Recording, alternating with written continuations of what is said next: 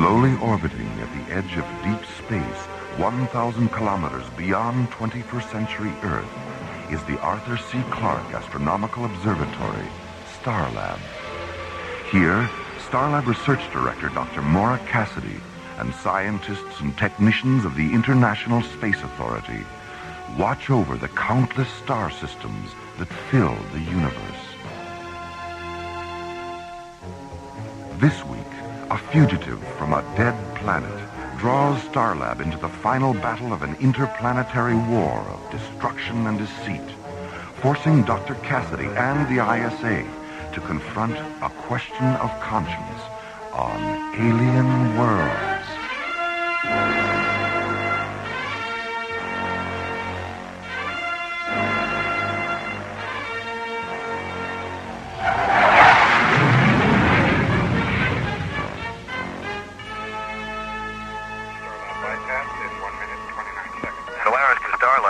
This is Starlab. Go ahead, Solaris. We're on our way back in, Jerry. ETA 3 hours, 15 minutes. Give or take a few weeks. That's what I like about you, buddy. Always such a stickler for details. What can I say? Class shows in everything we do. Mm-hmm. So, how about that freighter bound for Thanatos? Did you ever find out what the problem was? The captain sounded a bit vague. Well, it seems the captain sent on a crew of Semenians. So? Malakara, the holiest of all the Semenian sacred days, just happened to fall today. And Jerry, the Semenians consider it sacrilegious to work during Malakara. You mean they just stopped working right in the middle of the flight? You got it. So it was up to us to tow the ship to the nearest spaceport. There the captain can wait out Malakara. After all, we wouldn't want them falling into the sun or ramming the moon or something. It just ruins the view. I see. Well, as long as you're in such a charitable mood, perhaps you could do me a favor and make one more stop on your way in? Don't tell me. Let me guess. A corned beef on rye from the Delphi 5 floating delicatessen. Not exactly. I've been picking up some erratic Sigma-class radio signals from Sector 9 or 5. I'd like you guys to check it out. Consider it done, Jerry. We'll let you know if we find anything interesting. Great. Oh, and before I forget, there is just one last little thing. What's that? That corned beef sandwich sounds really good. If it wouldn't be too much trouble, you think you could... Sorry, Jerry. Malakara, remember? This is our day off. Maybe next time. Solaris clear. Starlab clear. Funny, they don't look Semenian.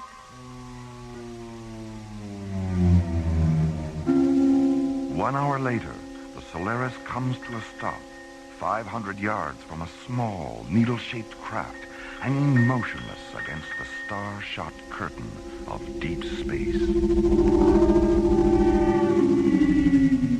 Well, there she is.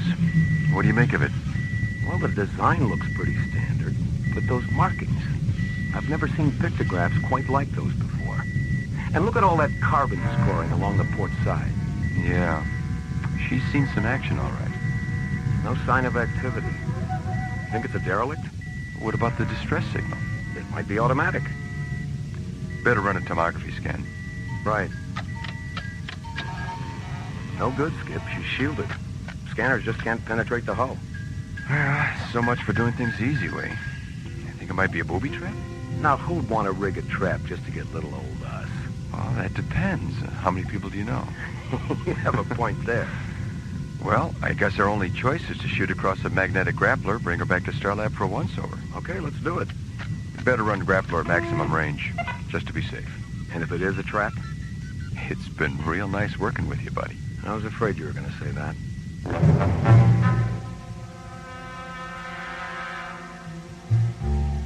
Two hours later, the battle-scarred alien spacecraft is maneuvered into the outboard airlock of Isolab 7, where it's carefully lowered onto a brilliantly illuminated observation pad, located beneath a circular gallery of smoke-colored windows. Well, there it is, Phil. Your very first encounter with a genuine UFO. What do you think? It's different. The Academy certainly doesn't prepare you for anything quite like this. That's why you're here, remember? You mean this isn't a transport bound for the Passion Planet? I never should have taken that left turn at St. Louis. Oh, well. So, what's next?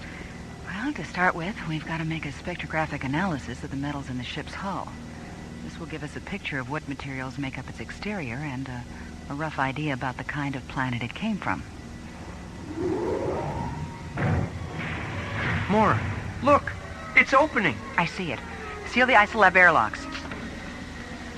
Something's coming out at the base of the ship. There, do you see it?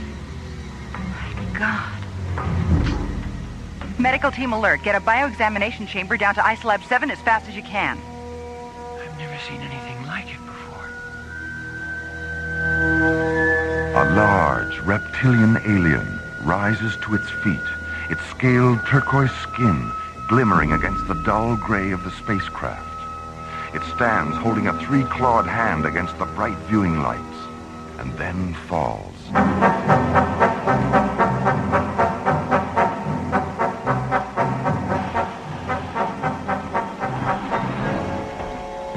How is he, Maura? Well, according to the report, he's been in a state of extreme oxygen deprivation for several weeks. They could only find scattered traces of oxygen in his entire bloodstream. How did he manage to survive? Probably by going into a kind of hibernation. As you can see, he's still in something of a comatose state. Now, Dr. Cassidy, the time of non-life is over. You can understand us. Your language is not unknown in the universe. I am called Isu of Nakaresh. Nakaresh? I don't think I'm familiar with that system. And with good reason. For there are none left, save myself to speak of it. There was a war, a terrible war, between my planet and another. The reasons are no longer important. Both our worlds shared the same last breath, and now live no more. You mean the war left everyone on both sides dead? All save two, yes. For as I survived, by chance so too did the last enemy battleship Urcus, which to this day pursues me. But what can they hope to accomplish? Nothing. Everything. It does not matter. Theirs is an unreasoning and irrational hate for my people that will not let them rest until the very last member of my race has been totally and utterly exterminated. Maura, Right here, Jerry. Go ahead. I'm picking up a ship 5 kilometers out. I think you better take a look at it. It's big. Real big. We're on our way. And so it begins again. Can you not feel them? I can. I can sense their presence. Yes, it is them. The enemy. They have found me at last.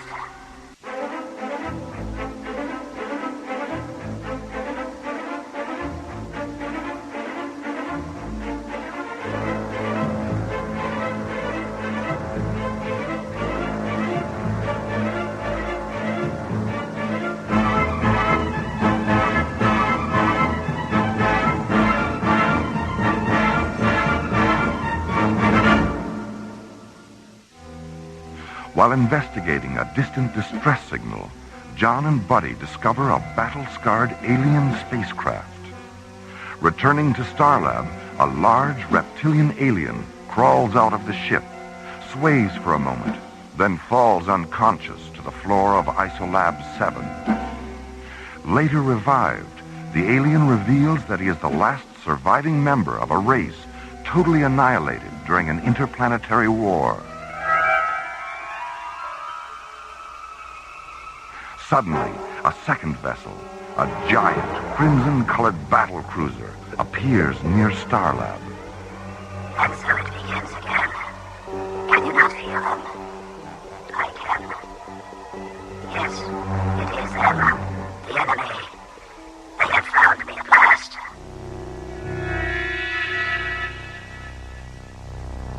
Meanwhile, an envoy from the battle cruiser arrives in Starlab Docking Bay 9 to discuss the fate of the alien creature.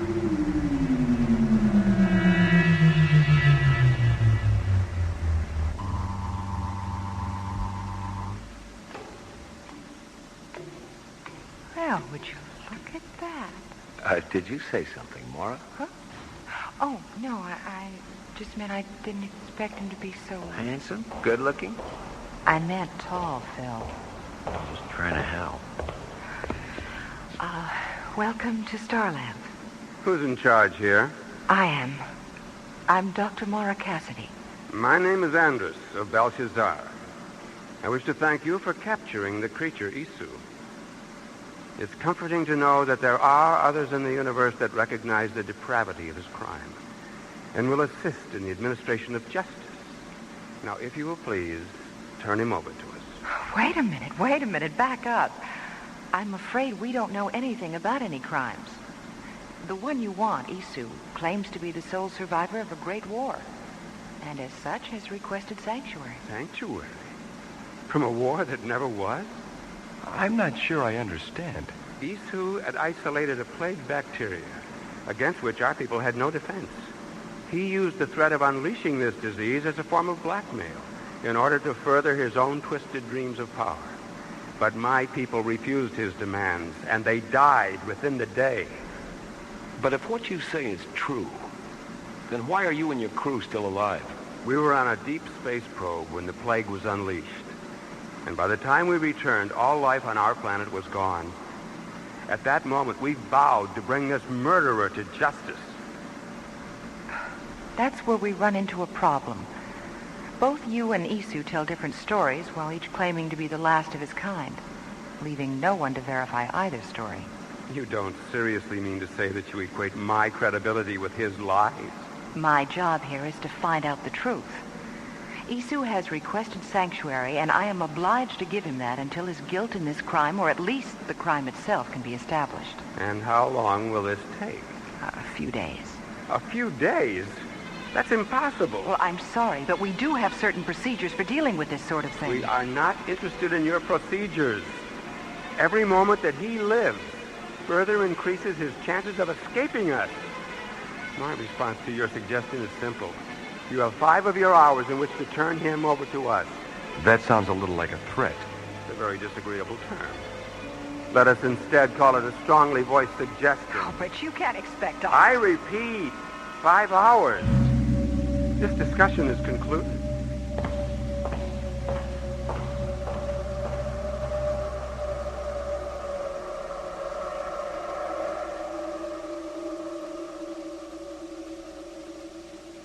I repeat, 5 hours. This discussion is concluded. That's the end of it, Commissioner. After that, he stormed out, and we haven't heard a word from the Urkas since then. I see. It's quite a dilemma you've got on your hands. What do you think the odds are of Andrus getting nasty if you don't turn over Isu? I honestly don't know, Commissioner.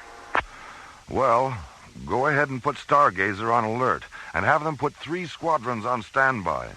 All right, sir. Beyond that, I guess the best advice I can give you is just to follow your instincts. We don't want to start a war, but I don't see how we can turn over the last member of another civilization to be murdered. Well, I think I'll stop by his cabin and have a talk with him. Maybe he'll say something that could help confirm either story. Good. Be careful, Maura. And be sure to keep me posted. I will, Commissioner.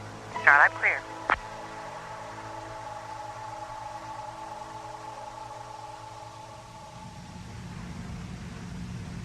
How long, Andrus?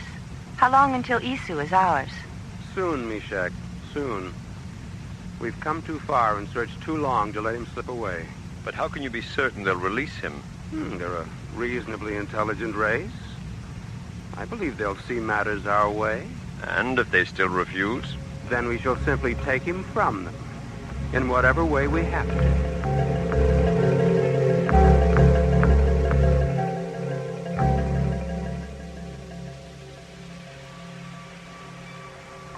You would have liked my world, Maura. What was it like, Isu? Oh, it was beautiful. Crystalline flowers that reflected the emerald sunlight into 1,000 dazzling patterns. Cool, quiet forests. And sleek silver birds with soft golden eyes. Then the war began. My task was to seed the space between our 2 planets with antimatter modules which would detonate whenever an enemy cruiser approached. In fact, I still carry a full load of them in my ship. Then it happened. The fools finally used it. Used what? My people and the Belshazzarians both possessed radiation weapons of incredible force, capable of wiping out an entire planet. We thought that neither would dare use it. But the Belshazzarians did, and we retaliated, and that was the last day. The emerald sky turned red, then black. The ground trembled, and the crystal flowers shattered into 1,000,000 splinters. Birds fell lifeless from the sky, their golden eyes empty. I then realized that even though my world had died, if something from it could survive, myself, a bird, or even a simple flower, perhaps my world could continue.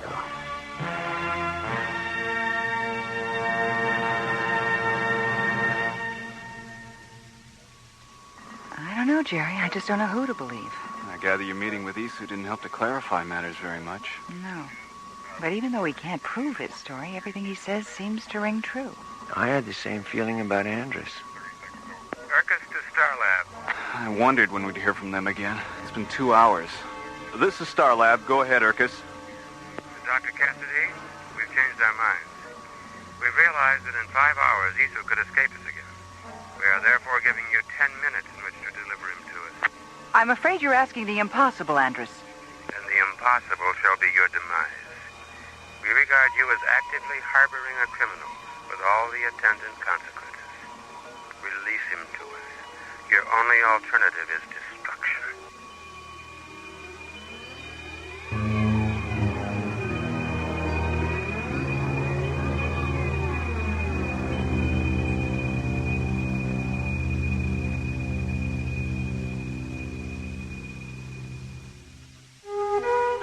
Following the rescue of the reptilian alien Isu, who claims to be the sole survivor of an interplanetary holocaust, Andrus, Isu's pursuer, contacts Starlab.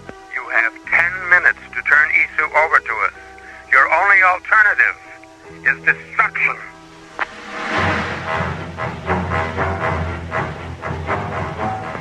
Stargazer Security, this is Starlab. Please scramble a squadron of Zodiac fighters.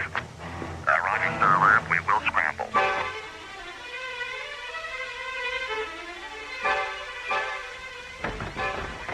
All interceptors, this is a priority 1 alert. Scramble all Stargazer fighters immediately.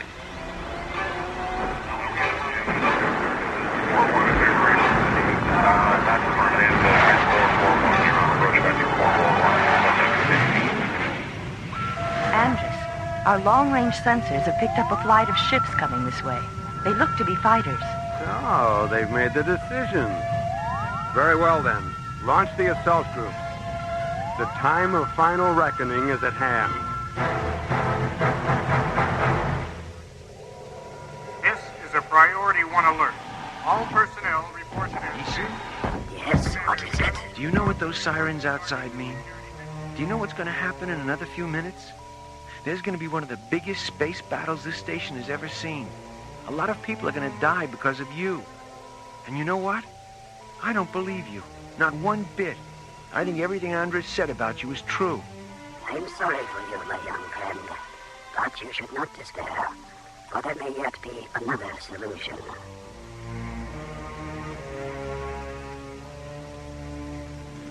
Meanwhile, 10 kilometers beyond Starlab, ISA Zodiac Squadrons 1, 3, and 6 rocket into battle against 5 flights of Belshazzarian fighters.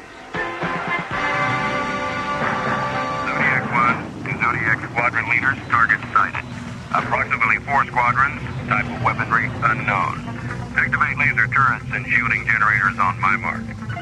Mark. This is Zodiac 3, laser and shield functions confirmed. Zodiac 6 here, laser turrets and shields all go. All right, let's go in.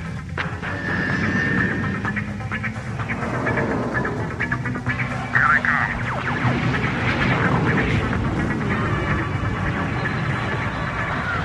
They're breaking through.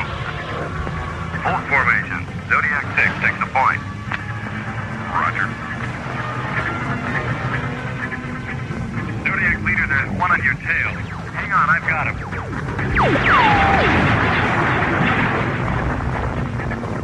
One down. Got him way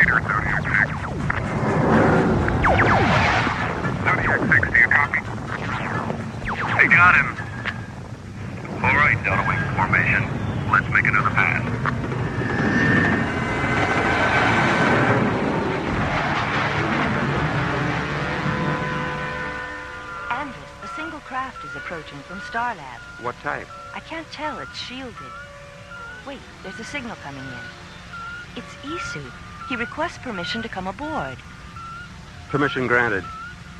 Well, it seems we've won the war before we've even finished the battle. Call off the attack, Mishak. Yes, Andrus.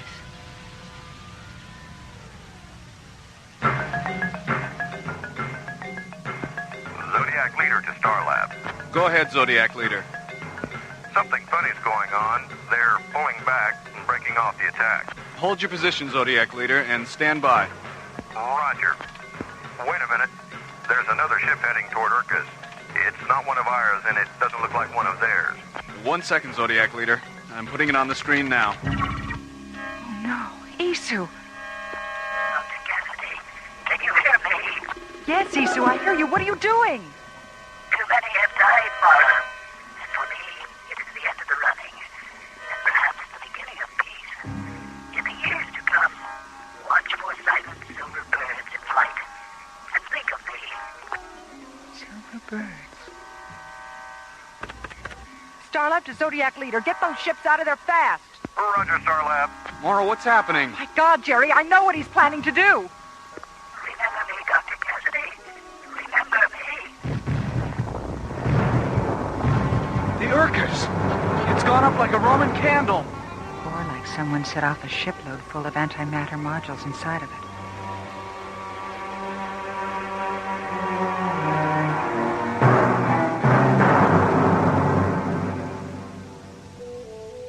What were our losses, Maura?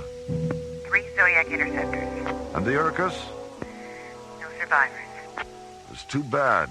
It seems now we'll never know who was really telling the truth. If Isu was lying, this could have been his final, ultimate act of destruction. Then there's always the possibility that he was telling us the truth after all. There's always that, yes. Well, I suppose I'd better file my own report on all this. I'll see you in a few days, Maura. All right, see you soon, Commissioner. Starlab out. Maura? Yes, Phil, what is it? I found these in Isu's cabin. A cassette tape and this flower. They're for you. The tape will explain it. Dr. Cassidy, this crystalline seedling is the last thing left to me, and I leave it in your care. When the time comes, you will know what to do with it. When the time comes. Do you know what he was talking about, Maura? Yes, Phil, I think I do. The crystalline flower seedling.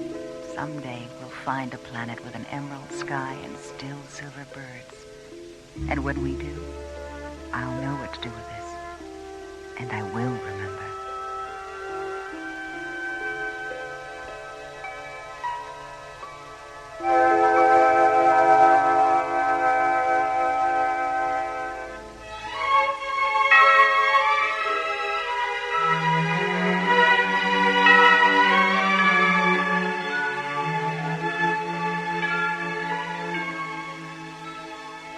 A Question of Conscience was written by J. Michael Straczynski and starred Linda Gary, Chuck Olson, Bruce Philip Miller, and Corey Burton, with special guest stars Dawes Butler as Andrus, Joe Young as Isu, Michael Bell as Phil, and Tina Holland as Mishak.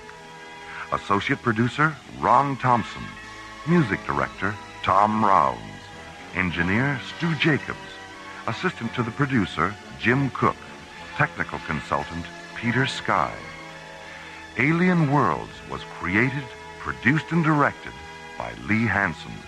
And so until next week, this is Roger Dressler, inviting you to join us for our next adventure from the elsewhere and elsewhen of Alien Worlds.